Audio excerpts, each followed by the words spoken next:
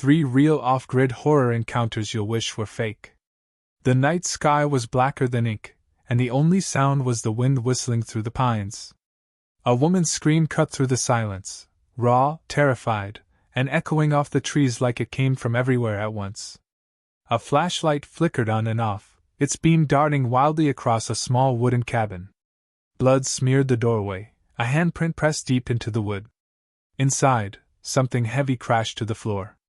Then, silence again. Just the low hum of the generator before it sputtered and died, plunging the cabin into complete darkness. That was the last anyone heard from the 3 friends who went off the grid for the weekend. 3 days later, only one came back, barefoot, shaking, and mumbling about the voices in the woods. But before that night, everything seemed normal. It started with an idea. Aaron, the oldest of the group, had been watching too many survival videos online. He thought it would be fun to spend a long weekend off the grid. No phones, no GPS, no electricity, just them and nature. His friends, Madison and Kyle, agreed, thinking it would be a chance to disconnect from city life. They packed canned food, sleeping bags, and one old generator that barely worked. The cabin belonged to Aaron's uncle, deep in the mountains of northern Idaho. It hadn't been used in years. When they arrived, the air smelled like pine and rain, and the place looked like something out of a scary movie: peeling paint, rusty hinges, and a single narrow trail leading into the woods. Madison joked that it was the perfect place to get murdered, but they all laughed it off. That first night, the air was colder than expected. The generator flickered a few times before humming steadily again. Kyle sat near the fireplace, talking about how quiet everything was. "No cars, no neighbors, no lights, it's kinda creepy," he said. Madison laughed nervously and looked out the window. She could barely see past the tree line. Then came the knock. It was faint, 3 slow taps on the wooden door. They froze. Aaron stood, holding the flashlight. "Probably a branch," he said, but the knock came again. Louder. This time, it sounded like someone dragging their fingers across the door. Madison's face turned pale. Aaron opened the door quickly, shining his light into the darkness. No one was there. Just the empty trail, wet leaves, and fog rolling between the trees.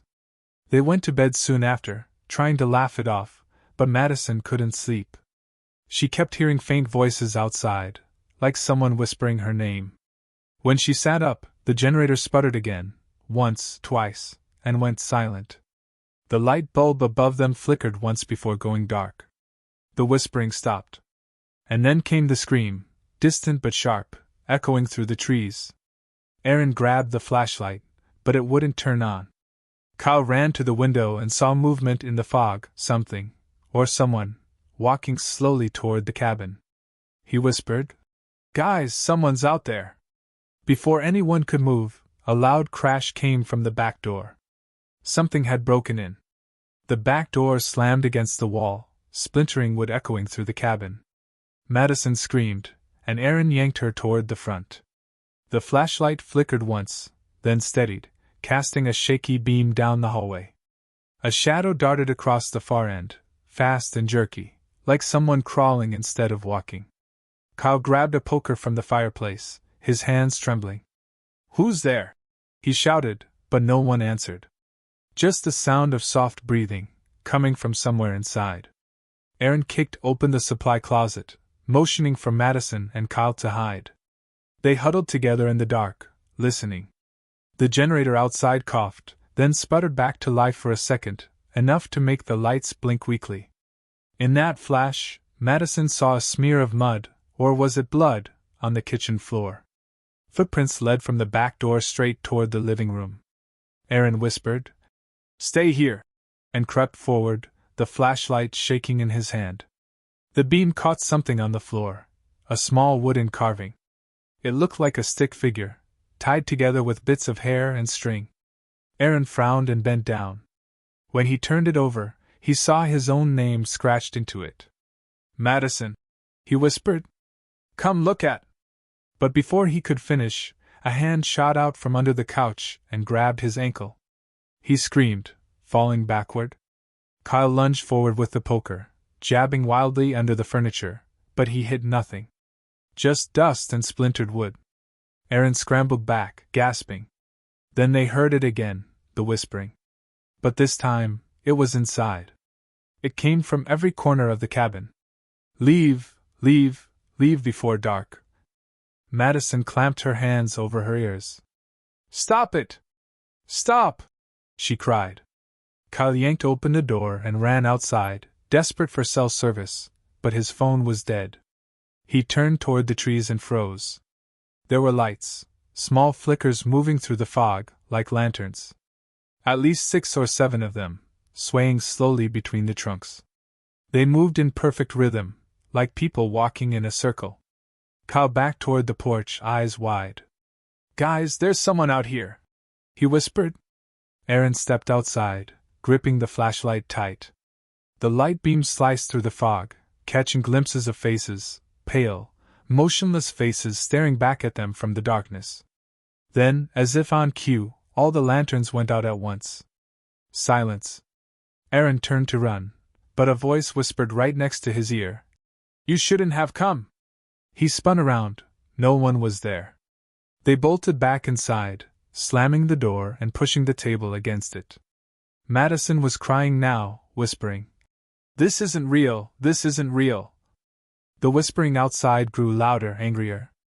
The sound of footsteps circled the cabin, slow and deliberate. Then came a new sound, the generator roaring back to life, but this time, no one had touched it. Lights flickered wildly. Every bulb glowed a deep, unnatural orange. On the far wall, shadows began to form, figures dancing, twisting, as if something unseen was moving just beyond the light. Madison pointed, shaking. Aaron, look! The shadows turned toward them. Then the generator exploded, plunging everything back into darkness. A single lantern appeared in the window outside, burning bright red. The red glow bled through the cracks in the boarded window, pulsing like a heartbeat. Aaron's face looked ghostly under the dim light from his flickering flashlight. We need to leave. No, he said, his voice trembling. Madison shook her head, tears streaming down her face. We can't go out there. They're waiting. Kyle was already stuffing supplies into his backpack, half a loaf of bread, a flashlight, a pocket knife. We'll take the trail back to the truck, he muttered. It's 2 miles. We can make it if we run. Outside, the whispering had changed. It wasn't words anymore, it sounded like humming. A soft, eerie tune that rose and fell in time with the red light. Aaron took a deep breath, pulled open the door, and stepped onto the porch. The woods were dead silent now. Even the crickets were gone. The air smelled like metal and smoke. Behind him, the cabin creaked as if something was pushing against it from the inside. They started down the trail, moving fast. Every few steps, Madison glanced behind her, swearing she saw shapes moving in the fog.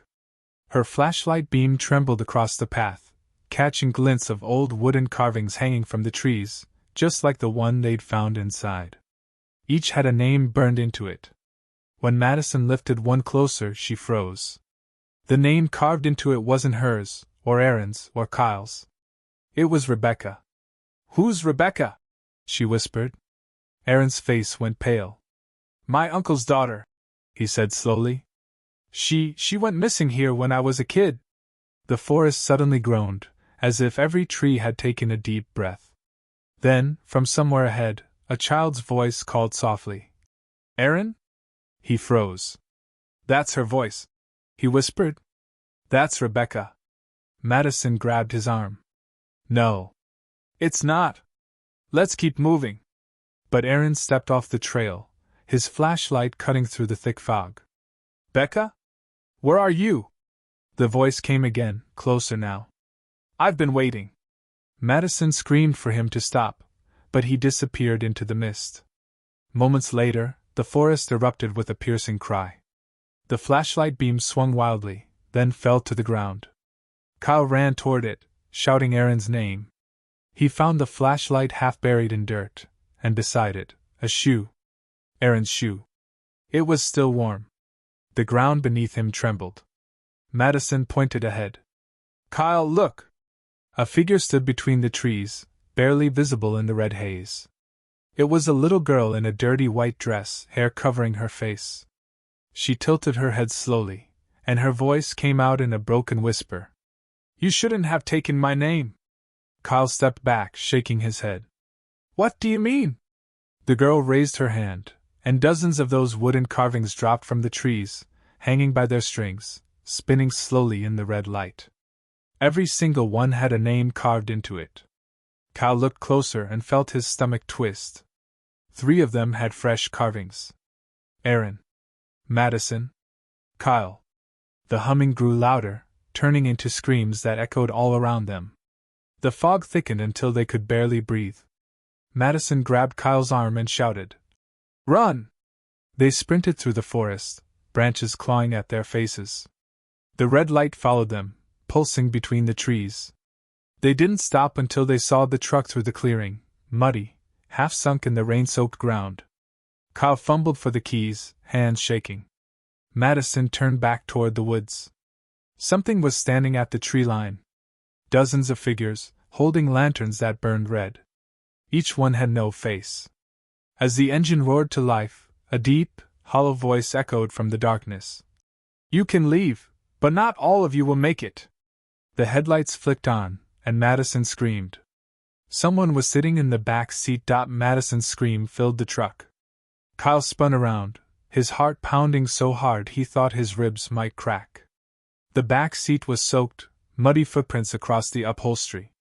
In the corner, a shape shifted, small, hunched, and breathing slow. The flashlight flicked, catching a glimpse of pale skin and tangled hair. Aaron. But his eyes were wrong.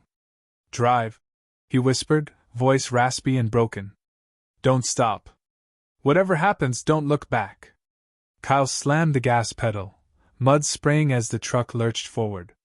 The headlights cut through the fog, revealing the narrow dirt road twisting through the forest. Madison clutched the dashboard, crying, "Aaron, what happened to you? Where did you go?" Aaron didn't answer. He just stared out the window, lips moving silently, whispering something over and over, like a prayer. "Don't look back. Don't look back." The red glow still pulsed behind them, spreading through the fog like fire. Every few seconds, Kyle thought he saw shapes flickering between the trees, those same faceless figures keeping pace with the truck, gliding instead of running. "Faster!" Madison yelled. "They're still coming!" Kyle gritted his teeth, pushing the truck harder. The road dipped, and the headlights caught something ahead, an old wooden bridge, half-rotten and slick with rain. They had no choice. The truck hit the bridge hard, boards cracking beneath the tires. For a moment it held. Then something slammed into the back of the truck. The entire vehicle jolted. Madison screamed as she saw hands, pale, too many hands, gripping the tailgate, pulling. Kyle floored the gas. The tires spun, the engine roared, and somehow the truck shot forward, breaking free just as the back half of the bridge collapsed into the river below. They didn't stop until the red light was gone and the fog began to thin. Kyle finally pulled over near an old sign that read "Welcome to Clearwater County." His hands were shaking. Madison turned to check the back seat, but it was empty. Aaron was gone. His door hung open, swinging gently in the wind. "Maybe he jumped," Kyle said, breathless. "Maybe he—" Madison grabbed his arm. "No. Look!" Down the side of the road, muddy footprints led into the trees, barefoot prints. But there was something else, too. Smaller prints, like a child's, walking right beside his. The whisper came again, soft as a breath. "You shouldn't have taken my name." Madison dropped to her knees, crying. "We need to go to the police," she said. "They'll think we're crazy, but we can't stay here." Kyle nodded slowly, started the truck, and drove toward town. The sun was just beginning to rise, pale and cold. When they finally reached the nearest gas station, the attendant stared as they stumbled in, muddy, shaking, eyes wide with fear. "You kids from the mountain?" he asked. "You shouldn't have gone up there. Not since that girl went missing." "Rebecca?" Madison whispered. The man nodded. Yeah. That was, 20 years ago now. Poor thing was never found. Some say she still walks the woods, looking for her name. Madison turned to Kyle, face pale. We saw her. She's still there. The attendant frowned. That's impossible. The forest was burned down years ago. Kyle's voice cracked. No, it wasn't. We were just there. The man looked confused. You can't have been. There's nothing left but ashes. Outside, the morning light shimmered across the truck's windshield. Madison stepped closer and gasped. On the glass, written in muddy streaks, were 3 words. Don't look back. And through the reflection, in the faint red haze of dawn, 3 figures stood at the tree line, waiting.